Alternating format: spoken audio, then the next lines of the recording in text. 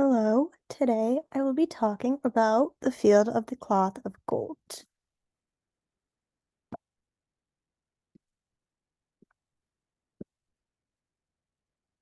So when and where did this take place? This took place June 7th to June 24th of 1520. This is in Bellingham, which is near Calais, and this was a rivalry between England and France. So here's some background info. This was basically a meeting which brought together King Henry and King Francis. So the meeting was put in place to put their differences aside. There was 18 days of celebration, which consisted of an array of activities, festivities, religious ceremonies, sporting tournaments, and feasting. This all took place in tents and banqueting marquees. So why was this event called the Field of the Cloth of Gold?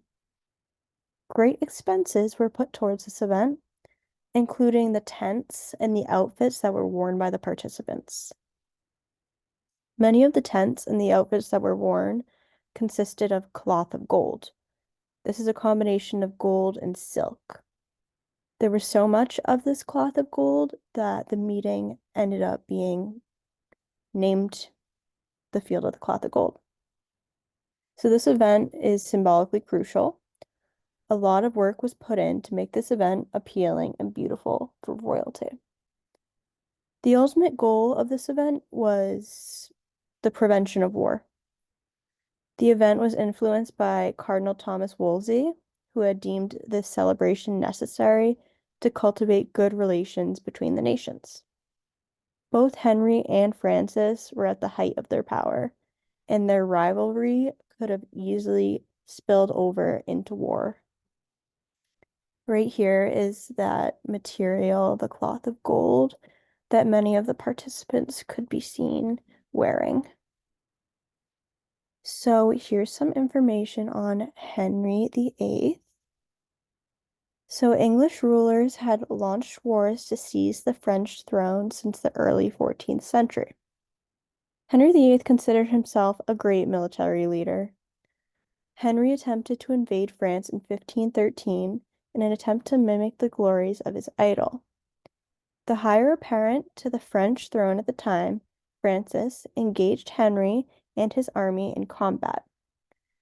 During his war, Henry won the Emperor Maximilian's support and emerged with a narrow victory at the Battle of the Spurs, but his glory will not last. Here's some information on King Francis. So, Francis acquired the French throne in 1515, and he proved his worth as the warrior in the Battle of Marignano. Henry was marginalized and humiliated as a result of the peace deal that was signed by the Emperor Maximilian. Henry saw Francis as a young man who inherited a wealthier nation than his own, as well as a monarchy that Henry felt was legitimately his. And here's a picture of King Francis. So here's some information leading up to the event. This event was a direct outcome of the Cardinal Thomas Wolsey's organization of the Treaty of London. The Holy Roman Empire, France, and England were among the main European nations that signed this Convention of Non-Aggression. One of the conditions was that Henry and Francis would get together to reaffirm their relationship. When the Holy Roman Emperor Maximilian passed away in 1519, plans for the gathering were temporarily postponed. Both Henry and Francis had run for the imperial throne, but Maximilian's 19-year-old grandson, Charles V, had taken the position. Anticipating the rescheduled summit, the two kings decided to compare their beards by waiting to shave them until they met. But Henry forgot and showed up in France with a freshly shaven face. Apparently, Francis's mother was furious. The only thing that saved the situation from turning into a diplomatic incident was the theory that Catherine of Aragon had begged her husband to shave because she didn't like his facial hair. Up to the meeting itself, the mood was tense. For a moment, the English party's gold coats were mistaken as armor, causing a pause in activities until the French were informed that Francis was safe. The kings then gave each other a friendly handshake and doffed their caps.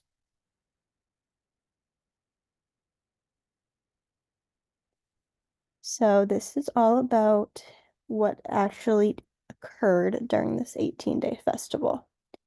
There is eating, sports, and just overall fun. When it came to athletic contests, like the joust, Henry and Francis sided against brave volunteers to make sure that there wouldn't be any arguments.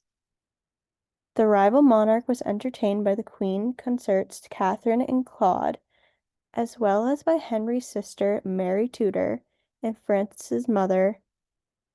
There was meals, dances, and theatrical performances. A dragon kite was created just for this event. It showcased the Tudor dragon and Francis's salamander symbol.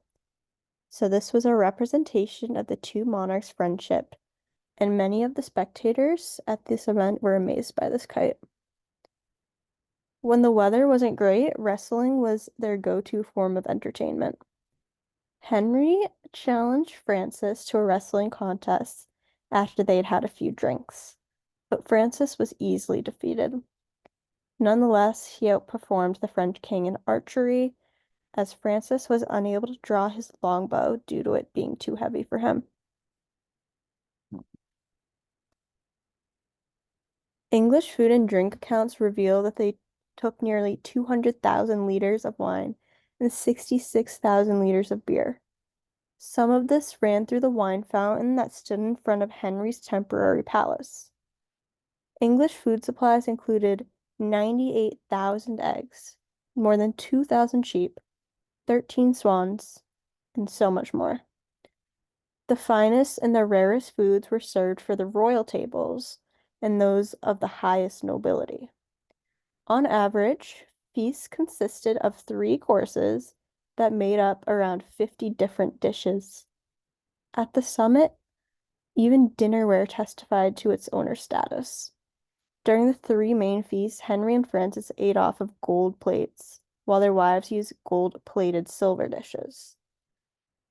Wine was served in the finest and most expensive available glasses, and actual silver spoons were provided. Incredibly, the foods historian notes the English brought many of their dining hall furnishings, from the dishes to napkins and tablecloths, from home. So right here you can see a tapestry, and it shows King Henry and Francis at this event. So was this event a success? So the event appeared to be a success at first, but in the end, the Field of the Cloth of Gold failed to deliver peace between France and England. 1 year after the event, in 1521, Europe seemed to be immersed in conflict again. With England immersed in war between Francis and Emperor Charles, once again it appeared that the alliance would fail and European peace will remain an elusive goal.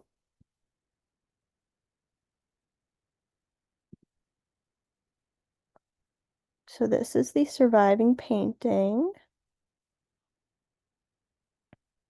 Around 1545, approximately 2 decades after the meeting, Henry is said to have ordered an oil painting portraying these events. It is unknown who the artist is, though. It was painted so long after the events that we don't really know if everything in this is accurate. It's most likely not very accurate, but it does portray just how many people were there. So in the painting, you can see ovens that served in feeding the approximately 12,000 guests, and the ovens can be seen on the right side of the artwork.